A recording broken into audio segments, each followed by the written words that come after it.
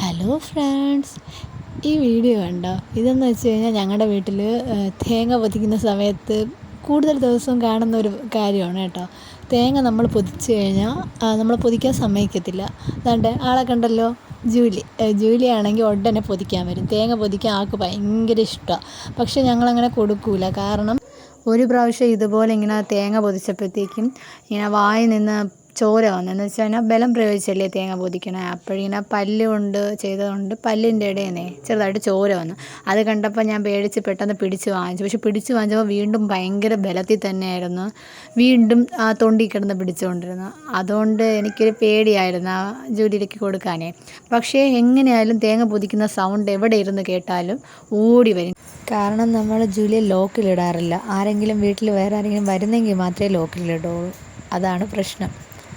അപ്പോഴത്തേക്ക് ഈ തേങ്ങ പൊതിക്കുന്ന സൗണ്ട് ഇട്ടാൽ ഓടി വരും. ആൾ കണ്ട വീഡിയോ കാണിക്കും പോലെ കിടന്ന് പിടിക്കും. ഞാൻ ദാണ്ടെ ജൂലിക്ക് കൊടുക്കാതിരിക്കാൻ വേണ്ടി പിടിച്ച് വാങ്ങിക്കാൻ നോക്കുന്നതാണ്. പക്ഷേ കണ്ട ആളെന്ത് ചെയ്യുന്നു, നല്ല ബലം പ്രയോഗിച്ച് തറയിൽ ഇങ്ങനെ കുത്തി പിടിച്ചുകൊണ്ട് ആ തൊണ്ടിൽ കിടന്ന് പിടിയും വലിയും നടത്തുക ഞങ്ങൾ രണ്ടുപേരും കൂടെ. കണ്ട, ഇനി അത് പൊതിക്കാതെ ജൂലിക്ക് സമാധാനം വരില്ല. അതാ കണ്ട, അതിനെ ഇണിഞ്ഞെടുത്തു. കണ്ട, ഫുൾ ഇണിഞ്ഞെടുക്കുകയാണ്.